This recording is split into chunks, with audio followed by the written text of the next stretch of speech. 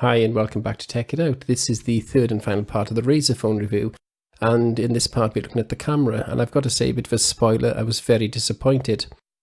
The first photograph here is taken indoors inside my garage, quite bright light outside coming in through the main door, and yet the picture is still very granular and very, well, not very good quality at all.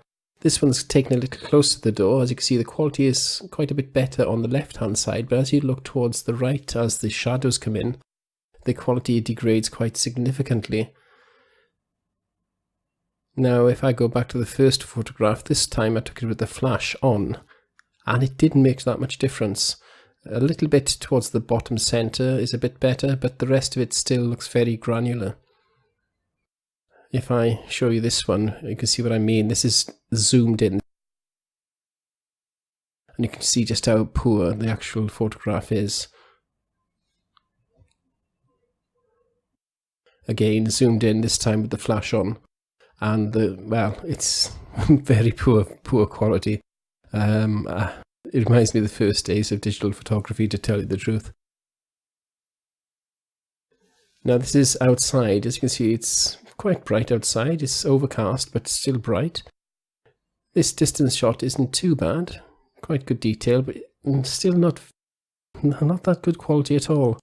And if I show you the zoomed in shot, again with the phone zoomed in, the quality is abysmal. Really is.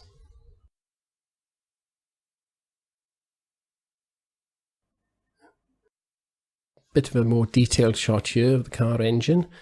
As you can see, with the light shining quite brightly on it, it's not too bad, but as you look down this time towards the right hand side, you can see the picture degrades as you get to that right corner at the bottom. Zoomed in, well, again, very granular. Now when it comes to the video, again, I was extremely disappointed. It's not very clear at all. This is, interior in quite a bright garage on quite a bright day. No, I'd expect it to be a bit better. And then again outside, zoomed in on that TDI logo, we zoom out and we get a bit of a better quality, but not great at all. And as I move away from the car, colours are nice and bright, but again the actual image quality is quite poor. No, of course, image stabilization. I'll link all the raw footage and photographs down in the description down below. You can have a look at the full size stuff yourself and see what you think. But for me, I'm very, very disappointed with the camera quality. All these were taken as the camera came out of the box. I didn't adjust any settings whatsoever. The only thing I did do at one point was when I turned on the camera flash on permanent flash to see if it would be any better, and quite honestly it wasn't. So the phone, I think, is going to be going back to Razer quite soon.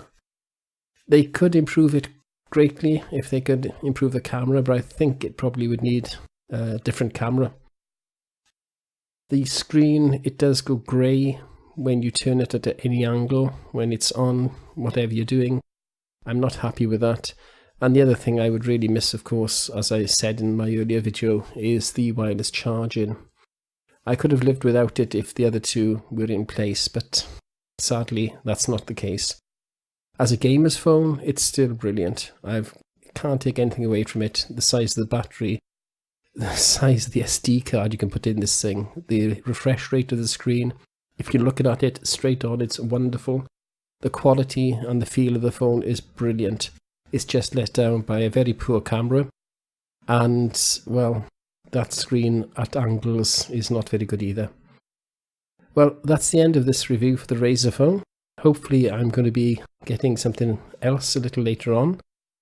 But for now though, thank you for watching.